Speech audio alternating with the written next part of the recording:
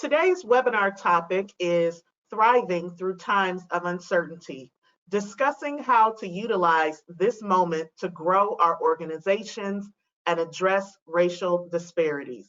Before we get started, I would like to take a moment to go over a few housekeeping items. My name is Joanna Brown, and I will be the webinar organizer for today. We want to make sure today's presentation is extremely valuable for you. So we ask that you submit all questions by clicking on the question button in the control panel and typing your question. Our speakers today are Rick and Amy Simmons from the Telos Institute. Today, they will share their strategies to unleash the power of what they call liminal space, a period of discontinuity that creates an openness to change. Rick and Amy will share how they have applied this philosophy to their own work at Telos to seize this unique moment, not only to strengthen their organization, but to identify the impact their organization can have in addressing the racial inequities in our community. Rick and Amy. Thank you, Joanna. Welcome and thank you, everyone. I'm Rick Simmons, co-founder and CEO of the Telos Institute. Thank you to our hosts of today's event, and thank you to all of you, today's participants, for joining us. I'd like to start today by sharing three simple statistics. First one, 52% of Fortune 500 companies have disappeared in the last 15 years. Two, in 1955, the average life expectancy of a Fortune 500 company was 75 years. Today, it's 15 years. And thirdly, half of today's S&P 500 firms will be replaced in the next 10 years. And this was all true before COVID-19 emerged and thrust 55 million Americans into unemployment. In short, these are times marked truly by volatility, uncertainty, complexity, and ambiguity. Some will survive this environment. Today, we hope to help you not merely survive, but instead thrive in the face of these unprecedented times. With that, I'd like to turn things over to my Telos co-founder, Amy Simmons. Thanks, Rick, and thank you all for joining us this morning. At Telos, we've spent many years studying effective ways to respond to liminal space and, more provocatively, curate these periods of discontinuity. Given the rapidly changing world we live in, our work is now even more essential for our organizations, our teams, and each of us individually. Our focus today is threefold. Introduce, define liminality or liminal space. Understand how we can use liminality to accelerate our growth. And explore tangible examples and opportunities to leverage this time. Rick and I have both mentioned liminal space or liminality, so let's take a moment to more fully explore this concept. As you've already heard, we defined liminality as a period of discontinuity that creates an openness to change. Liminality is a disruption, and life abounds with disruptions. For example, the loss of a loved one, moving to a new city, getting a new colleague on your team, the COVID stay-at-home order. These are all examples of liminality or disruptions in our lives. In each of these examples, there's a way of life before the disruption. Then there's the disruption, and then there's a way of life that emerges after the disruption. In other words, there are three stages of liminality. There's your current trajectory. That's the starting point. This is how we think about our lives right now. It's what we expect to happen today, tomorrow, next week, and even next year. Next is a period of discontinuity, the disruption, this time that is unknown. It's when we're really trying to figure things out. We don't know what's coming next, or we don't know what that is going to look like. And then the final stage is the path forward. In this stage, new paths are discovered, and these paths may have only emerged because of the disruption. While we're in liminal space, or this period of discontinuity, we often feel discomfort. It can be easy to want to move through this time as quickly as possible. At the same time, some of us may get stuck here. We've all known someone who can't seem to move beyond getting fired, or someone who really struggles with the loss of a loved one. Conversely, at Telos, we believe liminal space is an important opportunity for reflection and ultimately growth.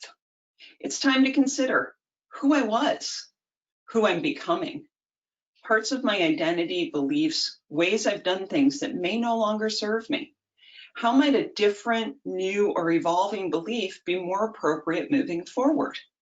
And these questions are relevant at all levels of the system, for the individual, for your team, for your organization, for society at large.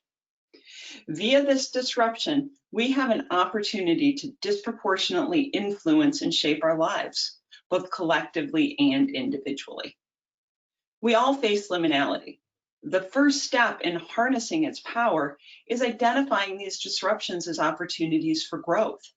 And the difference maker in these situations is what we choose to do with these opportunities. Before turning things back over to Rick for some storytelling and sharing of how Telos and clients have leveraged liminal space, I'd like to read a short excerpt from our book, Unleashed: Harnessing the Power of Liminal Space. We face a set of unprecedented circumstances, the likes of which few, if any, of us have seen in our lifetimes. The novel coronavirus and the disease it causes, COVID-19, have sent the world into a tailspin. With the shutdown of schools and non-essential businesses around the globe, markets have become volatile, and economies and families are struggling to keep up. And as many organizations begin to reopen without a viable vaccine, people are finding themselves choosing between their livelihood and their health. Further, the virus and its disproportionate impact on underserved and communities of color, as well as increased attention on inequity and police brutality in the US, have thrown into harsh relief long-standing societal injustices, particularly in America. By the same token, political partisanship seems to have reached an all-time high. We find ourselves adrift in a sea of disruption, or liminal space. While the multitude of factors demanding that we reevaluate how we operate personally, professionally, and as a society may seem disparate, upon closer reflection, we can see the interconnectedness of these events. What we have in our hands is a chain reaction, catalyzed in large part by a common foe, a virus we have never seen before. But perhaps more important, alongside great challenge and even devastation, lie immense opportunities. There are myriad benefits to such periods of discontinuity, times that force us to reflect on what we have, what we've lost, what we want, and what is possible. When harnessed to one's advantage, adversity and wading into the unknown can pave the way to transformation. And turn things back over to Rick now. Great, thanks, Amy. And Amy mentioned Unleashed, our book, which is forthcoming via Forbes Books in January of 2021. So you got to hear our author's note of a book coming out here in the months ahead. Well, we'd like to pivot to providing some practical and purposeful examples of how our clients and our work with clients have leveraged this period of discontinuity for their benefit. And we'd like to use a framework that we use at Telos called our levers of organizational performance.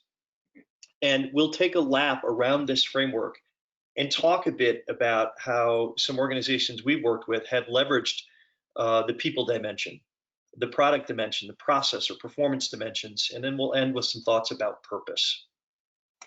So in each of these categories, we'll talk a little bit about who was at play, what was at play, a key moment in that journey with the client, and then some outcomes and takeaways relevant to periods of discontinuity. So we'll start with people. And I'd like to quickly tell you the story about a large healthcare system in Central Florida that we've been working with for many years.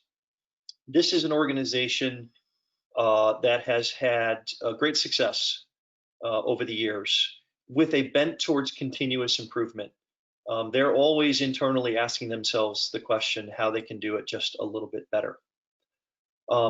Thankfully, we've worked with this organization for a number of years and had just wrapped up a large leadership development program, which was met with such success, the CEO had authored a white paper to be written to catalog and capture and socialize the tangible benefits that had come from that experience. As we were beginning to launch the second cohort of that experience in March of 2020, of course, we all know COVID hit. The key moment in that relationship with this client was a phone call we received where they expressed gratitude for the work that we had done and had asked for a pause and, in fact, a non-continuance of that work, and a check be returned for the down payment that they had made on that work. We thought long and hard about their input, and we went back to them and said no.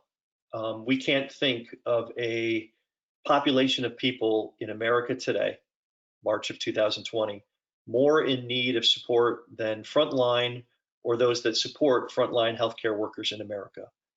And we suggested to them that we reconfigure, reorient, reconstruct what support looks like for their organization in the face of this period of disruption. And at that point, they agreed. And we launched in the direction of reconfiguring and reorienting that program with great success. And to their credit, they saw this period of disruption as an opportunity to course correct and redefine how they support themselves, their teams, and their enterprise at large. And Amy's shown that slide there that, in the people dimension, we think about the people component as talent in the right places, focused on the right outcomes. And I think this story and our work with this hospital system is an example of thinking through the lens of talent in the right places, focused on the right outcomes, and how we can lend them support during these periods of disruption. Thanks for sharing that story, Rick. This organization seems to have embraced leading with empathy during this time. Why is that approach important? Yeah, so, all change at any level of the system, at any time, is always triggered with empathy if it is going to be meaningful and sustainable in nature. And so I think what we saw this organization do is pause and think through the lens of how can we best support our folks now at the individual level. I will say, if you take a systems approach to this, if you'll play along with me here for a minute, at the individual level, during these periods of disruption, we're wise to lead with empathy for the reasons mentioned here. Maintaining connectivity with folks through that lens of empathy at the individual level is always a winning strategy. Now, we don't have to be mired in those issues, but we just have to express a degree of understanding and connection with them. But at the team level, it's different. When we have our team together, we're really wise to over-index a sense of trust, that we will do what we say we're going to do at the team level. And then conversely, at the enterprise-wide level, we're wise to lead with and think through the lens of vision, or the way forward. So as leaders in your organization, we encourage folks to think at the enterprise-wide level. It's about way forward and vision and speaking to that. When we're with our teams in a small group setting, it's about building trust. And at the individual level, it's about leading and over-indexing empathy. Great. This work seemed to really be focused on the individual. Were there team and organizational implications as well?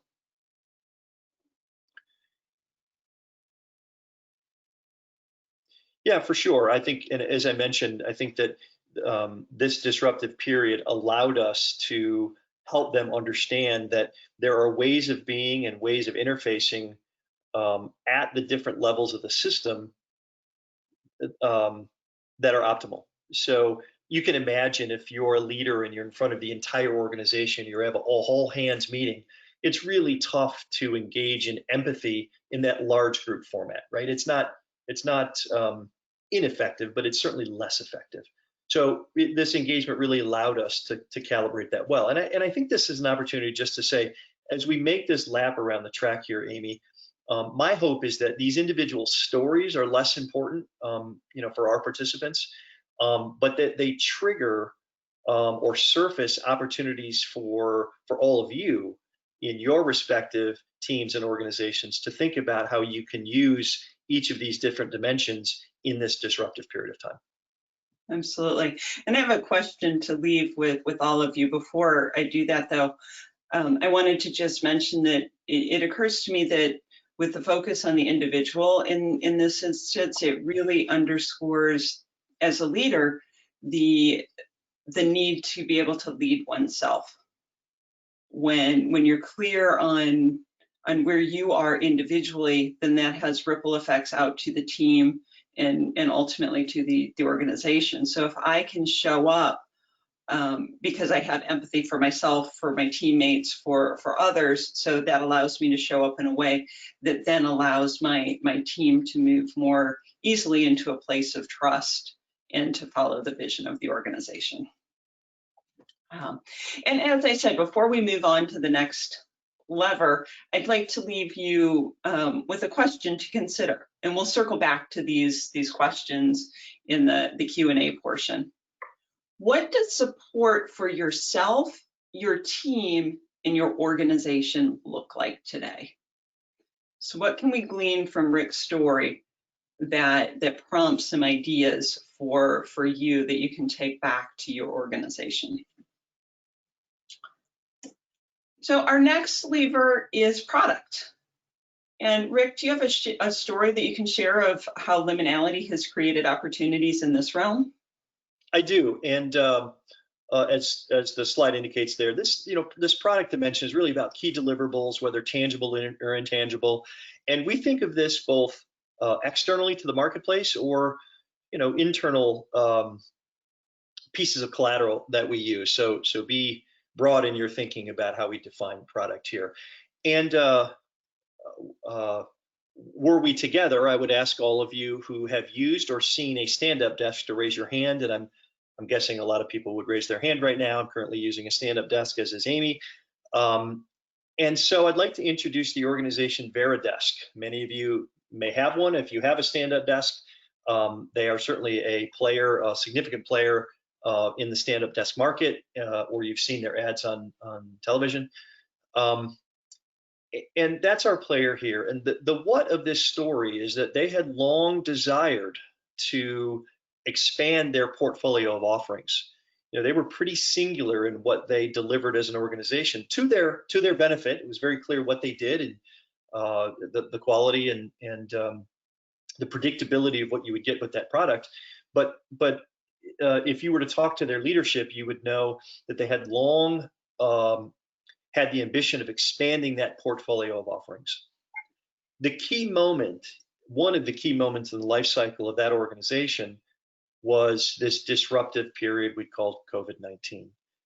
And if you go on their website, if you see any of their marketing and advertising today, you'll notice that it's no longer Veridesk. It's just simply Veri. And they have now served a really important need in the marketplace for the stay-at-home order. You can now get a whole suite of products that support the stay-at-home worker. And I think the important takeaway here is, what are some ambitions, initiatives, pilot projects that have been historical non-starters that might be an opportunity to dust off and introduce? In this case, Veridesk didn't have the ability or the readiness in the marketplace for them to expand that product set. But this disruptive period aligned perfectly with those ambitions, and they were ready for it. So I guess, I would ask, Amy, as you and I have talked a little bit, what might be, those non-starting kind of initiatives or ambitions that are collecting dust on the shelf that this period of disruption or any period of disruption that might come next could be an opportunity for us as individuals, for our teams, or for our broader organizations. Great, thanks. And as I said earlier, we'll circle back to that question. You know, right now we're just planting the seed for you to think about in terms of your own organization. The next lever is process. And Rick, before we move on to process, I think you mentioned earlier that typically, and maybe you didn't actually, now that I think about it, we typically approach purpose as the first lever, but we didn't go in that order today. And I was just wondering if you could talk for a minute about how these levers build upon each other. Yeah, well, there's certainly an interconnectedness between these. To Amy's point, I think defining one's reason for being is a really important first domino that in a perfect scenario drops first, whereby all of the subsequent decisions around people and process and product and performance that we'll talk about here in a minute provides a membrane through which all of those subsequent decisions are made. So Amy's right. We'll typically start with this notion of purpose, our core reason for being, such that it allows us to more quickly and accurately and effectively answer some of these other organizational questions in these other domains. But for reasons that we'll share here in a few minutes, we'll leave the purpose component till the end. Thanks, Rick. Back to process. Could you share an example of when Telos has encountered with a client the attention to process during these uncertain times? Yeah, and again, just to reinforce, this storytelling is designed to jar your own thinking about where you might put some of these concepts into play. It would be a shame for us to look back 6 months, a year, 2 years from now and feel like we missed this really precious opportunity to do things differently, be in a different way, to drive more success for ourselves, our team, our organization. So again, hope this is stirring some thinking for you. Also, don't want to pretend that these opportunities are macro in nature, that have to be run at the organizational level. And this process example gets right down to where the rubber meets the road, I think. We worked with a large Midwestern retailer, is the who. The what was a multi-year succession planning process that we ran for them. And as you might guess, this was a complex engagement that included an intersection with the strategy for the organization and the existing leadership team and who that next individual leader might be, but certainly an eye towards how they were going to grow and a number of different inputs along the way. One key takeaway from this engagement was a rhythm that we had built into each and every one of our interactions with that leadership team through the bulk of this work together. And one of the rituals that we built into our work with them when we got that whole team together was to ask them to share a win since we had last met. Now, you can imagine, as you spend several years with an organization with a project of this magnitude, at the end of that work, it was a successful engagement. At the end of that work, you imagine that they're going to tell you all of these high-level things about what we did and how it made a difference. And while some of those existed, the gal that had been named the de facto next CEO at this organization, at one of our last meetings, shared this. She said that one of her biggest takeaways from this experience was the rhythm and the ritual that we created about sharing a win on that leadership team. And that it dawned on her one day that the conversations she was having at her own dinner table were not as rich and robust or intimate as the ones that she had been having with her leadership team, rooted in this question of sharing some wins with each other. And so she began to ask her family that question, and it transformed the nature of her dinner time conversations.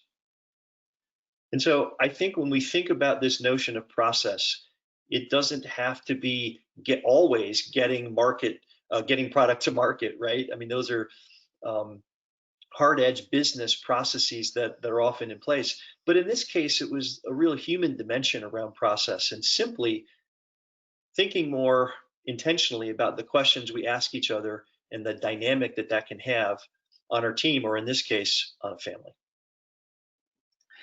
That's great, Rick, and that's a wonderful story, especially now as the lines between work and home for so many of us are so very blurry. What can we take from one to enhance the other? So thanks for sharing that. And I'd also like to leave the group with the question to consider. Sorry. How can you change the conversations you're having, and how can you craft the questions you ask to make that shift? Yeah, and to that point, Amy, I always think that we move in the direction of our conversations, and what predict our conversations are the questions we ask each other. And I think that's really the invitation here to scan and assess what questions are we asking each other. Does that align with the kind of conversations we want to have? Does it move us all individually or collectively in the direction that we want to go? Yeah, absolutely. Thank you. With the shift to the next lever of performance, I think we're going to take an opportunity to tell some more telos-related stories, if you will.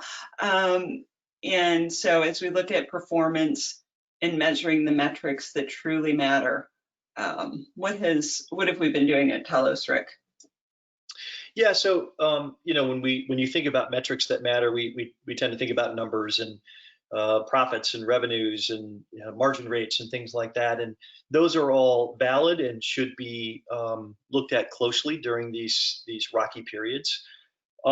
But we paused, and as you know, Amy, we were very deliberate in thinking about how we can use this cold bucket of water environment that's been dumped on all of us to our benefit. And we took the opportunity to measure the durability of our relationships with clients and stakeholders. We went to the marketplace for a report card on the durability of our relationships, and we authored the second wave. About 3.5 years ago, we did a brand experience initiative where we went out and spoke to about 50 of our key stakeholders, mostly clients, key partnerships and affiliations, and gained the measure of the durability of our relationship with those folks. And we used COVID as an opportunity to go back to the market and do much the same thing. Our premise here was that relationships matter, and they matter even more during these types of periods. We wanted to be sure that we were doing all we could do to express that belief that relationships matter and to build bonds of durability that weren't just going to last during this period of disruption, but were going to be productive relationships for the next decade plus to come.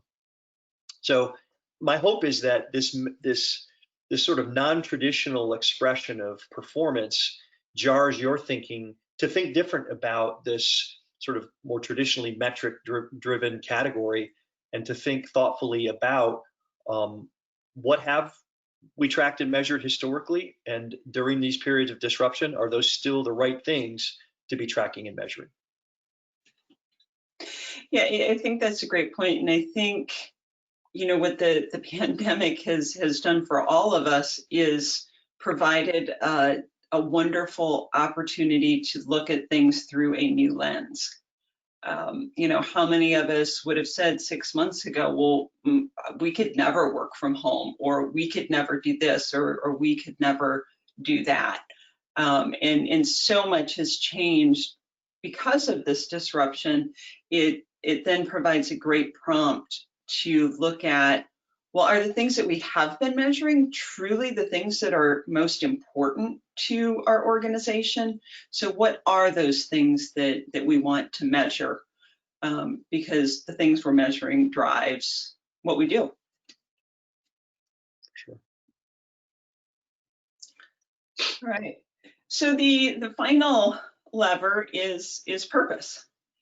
And we consider Telos to be very much a purpose-driven organization.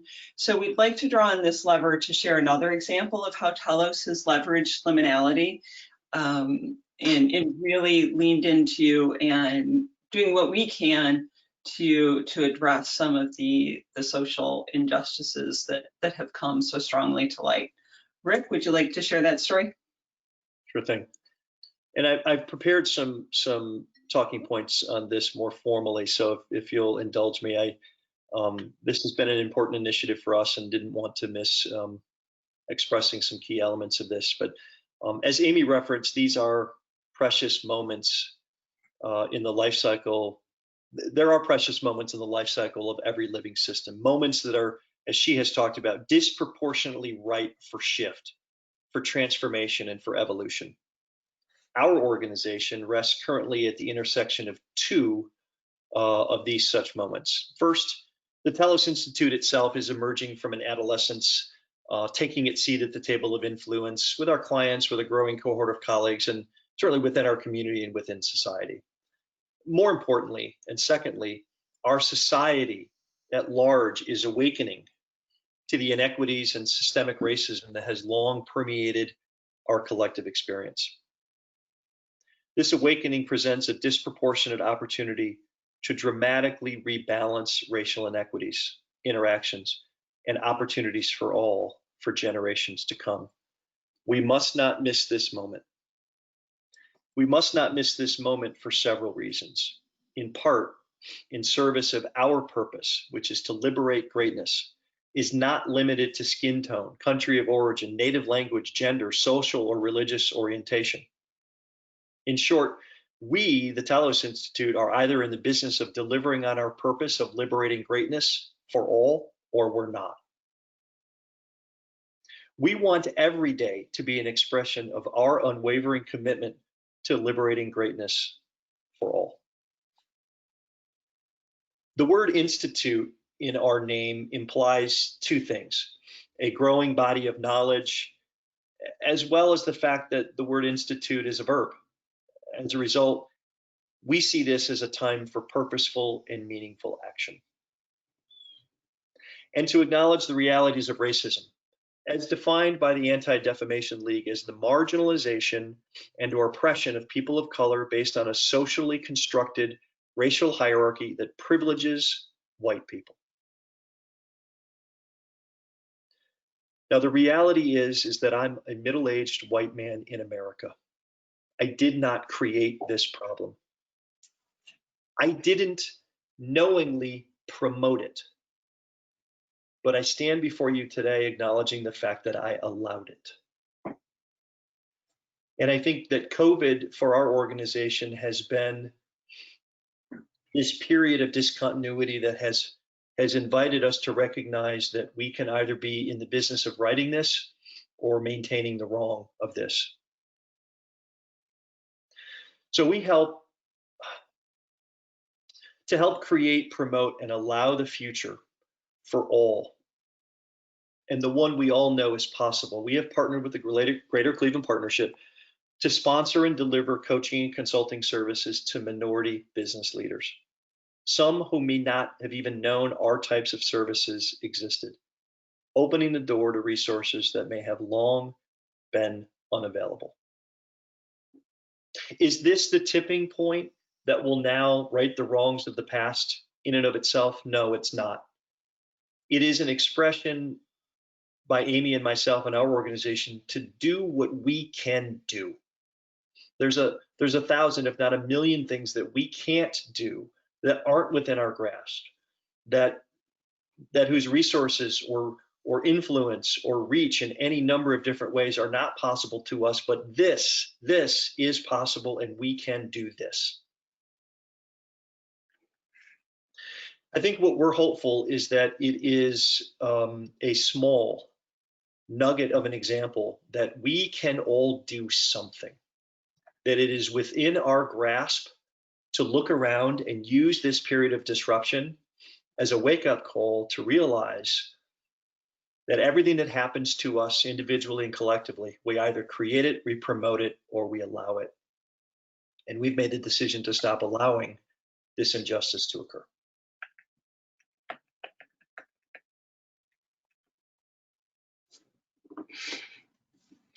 Thanks, Rick.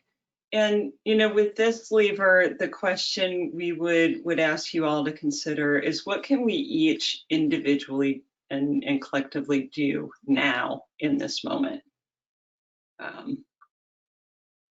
It may be easy to feel like, well, I'm just one person, I can't do anything to make a real difference. Well, absolutely, we can.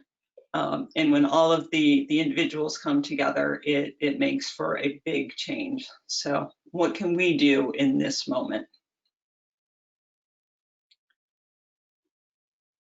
So today we've defined liminality and explored how we can use this time to accelerate growth.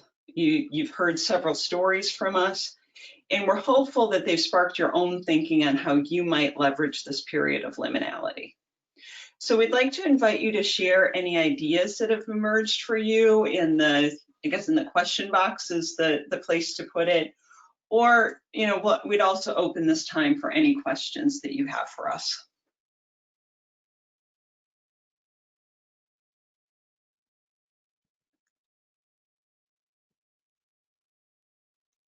We do not, so one of the things that I'd like to ask, first of all, thank you, Rick and Amy, for sharing. Can you review what the levers are again? I think that I have performance, purpose, and I think I might have missed one or two, so yeah. Go back to see how good I am with my PowerPoint here. Purpose, people, product, process, and performance. And how are you using all of the levers? I've heard your stories in terms of how you're, some of the ways that you're uniquely using them. Do all of the levers need to be used in sequence, or is this a process that can be asynchronous as well as synchronous? A great question, Joanna. So we think we'll often come into situations with leaders or leadership teams or an entire organization, and they're yearning for a framework. There's lots of things going on.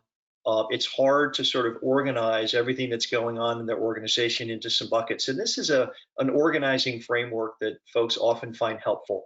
Issues of people, and there's certainly sub-bullet points that fall under each of these categories. But we have found it to be a helpful framework to make heads or tails of all that's going on within an organization. And to your point, it's a good question. In some situations, we may have 3 or 4 of those levers in pretty good order. And so they don't have to be run through in any particular order. We do often say that purpose dimension is really the first domino that needs to drop that allows those other 4 dimensions to gain alignment.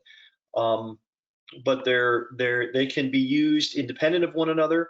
Many times we'll walk into an organization whose philosophies and behaviors around people and their product set and what they track and measure are in good form. They just need some process improvement and finding a new rhythm and a cadence to run their organization. If that helps.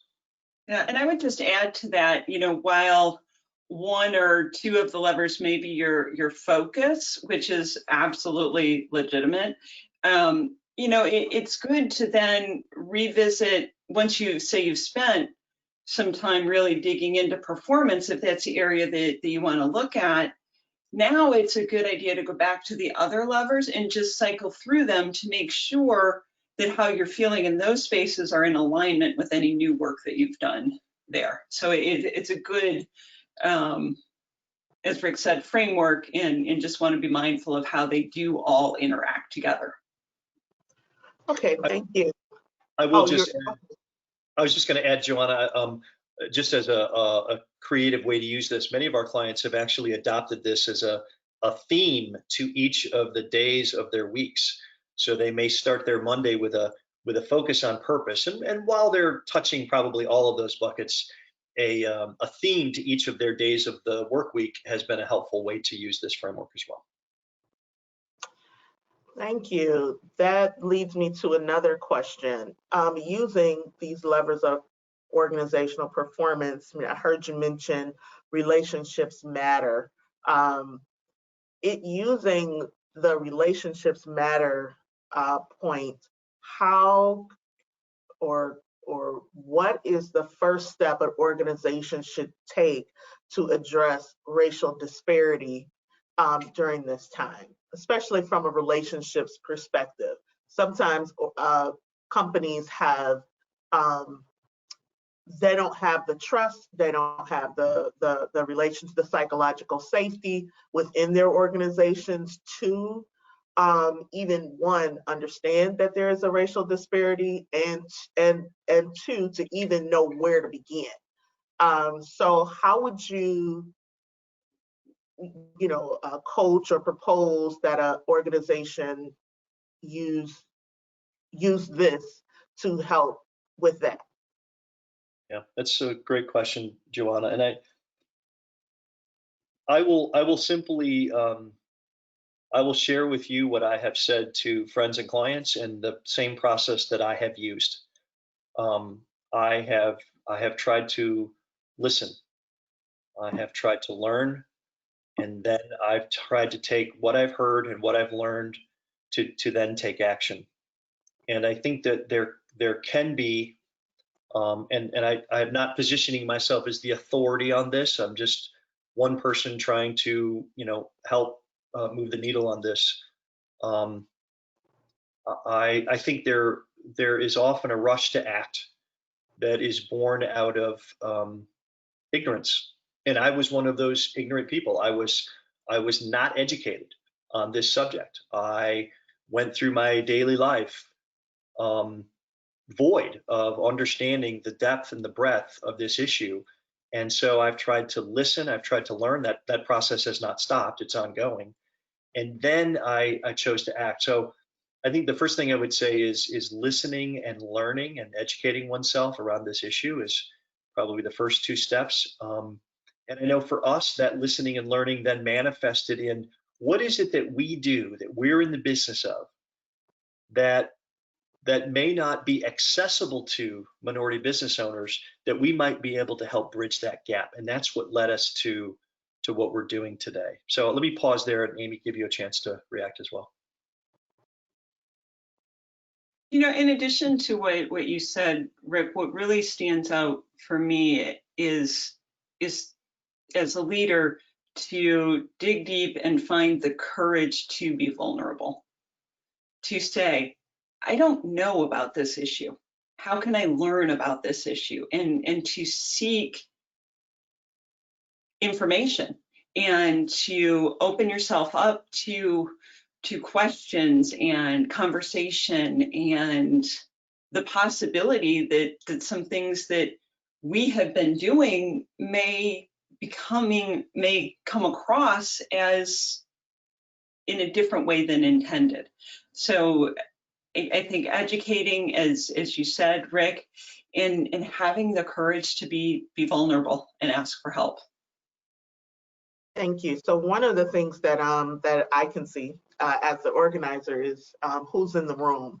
And there's some very familiar names. They come to some of our and a lot of these people work in diversity and inclusion. Mm-hmm. And this is our work. So in some ways, kind of preaching to the choir. We know this work. And one, Rick, thank you so much for being very vulnerable and sharing about your awareness and how you have awakened to the disparities and some of the things that you personally want to do to start mitigating that, to start changing it. With that being said, we all interact with people who have not been awakened. They still sleep. And when you think about that, how can I don't necessarily know if convince is the right word, but what are some things that you found, Rick, helpful in helping you to move through this process? Was it storytelling? Was it just you experiencing some things, or was it a close friend who shared a story? What are some tools that we can continue to use to help move organizational performance forward?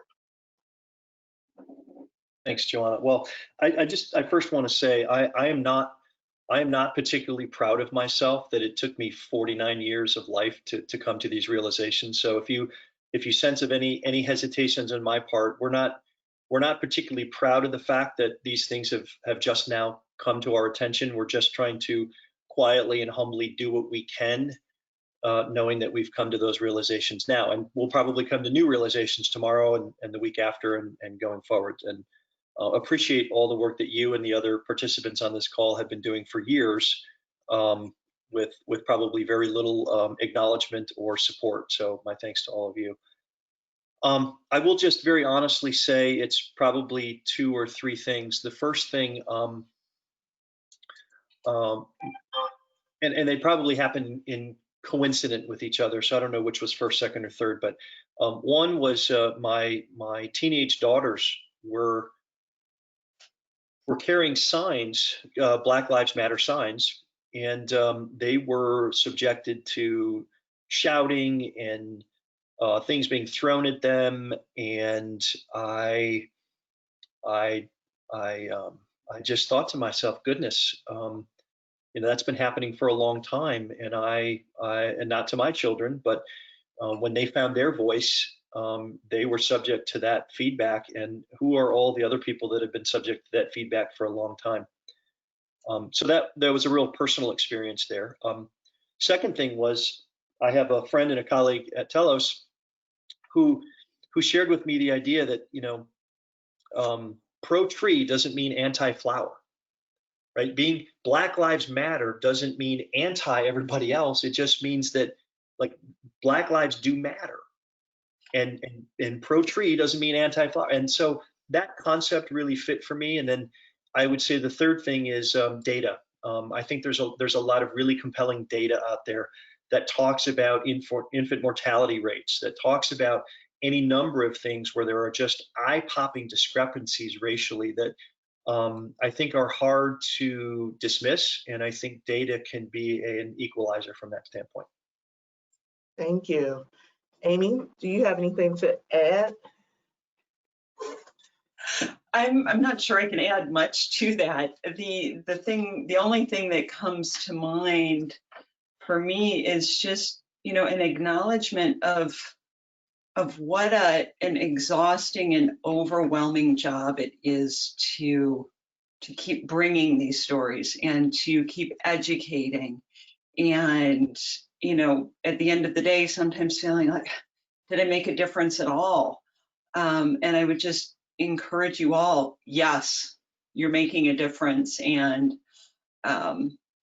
maybe it's not the first time you have a conversation with somebody, or the second time, or the third time, or the 100th time, but maybe on the 101st time, they can hear you.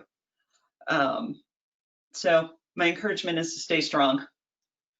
And Joanna, just to bring it, full circle, is that I think that this disruptive period, when we've all broken a number of different patterns in our lives, and I think when we break those patterns, we are more open to considering or thinking or behaving in different ways. And that's why we're on the webinar today, to raise attention to the fact that when we're in a pattern breaking moment, we're more predisposed to thinking differently. And this could be one of the most important topics where we can move the needle during this disruptive time period. Well, I definitely agree that 2020 has shaped up to be a pattern breaking year in a lot of different ways. And I want to, while we have, we still have a few more minutes, discuss liminality. And kind of going back to the top part of your presentation, what's the best way you've seen that used within organizations? Well, I'll take a swing at this, Amy, and give you a chance to think. This is going to sound so fundamental, Joanna, but we'll often walk into an organization and they'll express sometimes a dull ache that that they experience in their day to day, or they'll express that, gosh, the plays we used to run, that worked, just don't work anymore, and we don't know why. And so just so fundamentally identifying the fact that you're at one of these points of in between. We're not the team or the organization we used to be, and we're not quite yet the team or the organization we're going to be. Simply recognizing that you're at a point of in between in and of itself can be a liberating factor. We've literally had people say, oh, I get it, right. We're sort of at that point of in between, and it gives them license to sort of own that point of in between much more effectively. Amy? Yeah, absolutely. Simply giving it a name is life-changing. It's like, wow, other people experience this. I get this. I know what it is. It just suddenly feels more manageable. Building on that, I would say, a key concept that we use in our work is that people are unwilling to change until they know what won't. So often when you find yourself in a period of discontinuity, you've identified, aha, I'm in liminal space. Now the thing to do is ground yourself. Okay, what do I know is going to stay the same? Well, I know these are my company's values. I know these are my personal strengths. So when everything else then feels like it's changing, I can use these foundational concepts and principles to guide my decision making and all of the other things that might feel chaotic. And those two pieces of information in conjunction are super, super powerful. Just knowing that you're in liminal space and knowing what's going to endure. Okay, you got me thinking. It reminds me of creative tension with Peter Senge. And so that whole where you're not quite, like you said, you're not quite where you want to be at, and you're not. It's almost like you've come too far to go back, and you still got a long way to go in terms of a vision perspective. Exactly. And when I pair that with racial disparities, there are a lot of organizations that started on that road of disruption. But I think right now we find a lot of organizations are in what you call liminality, that period where it's very uncomfortable because it's that unknown. It's almost like you've gotten, if anybody has watched, I watched this guy walk over like 2 parts of a volcano. And I was sitting there like, when he got to the point where I said, oh, there ain't, see, it ain't no other way. It ain't nowhere for you to go from there. You know what I'm saying? You got to keep going because you done moved too far on this path that to go backwards is counterintuitive. It's like your momentum is carrying you forward. That even though it's very uncomfortable, it is dealing with racism, bias, dealing with things that are not inequities. Those things require a fortitude and a courage to keep going. And so I definitely can see where this liminality, kind of having the courage to keep moving forward. And so I think that would be one of my other questions. Do you think that courage is something that organizations are going to have to kind of embrace more of in order to move move that racial disparity needle forward? Well, I would for sure.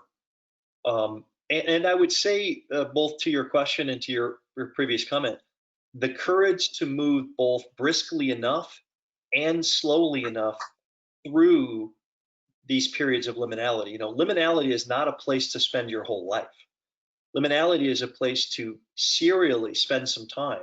You know, productive periods of disruption are healthy, but to spend all of your time there. And I think what we see sometimes is folks either want to push through it more quickly than is optimal, or it becomes a habit to sort of live in this sort of vortex of disruption, and they can't get out past it. So I think the courage is rooted in this ability to move quickly enough through it and find the other side ultimately, and not to stay prone to it longer than it would be helpful. Thank you.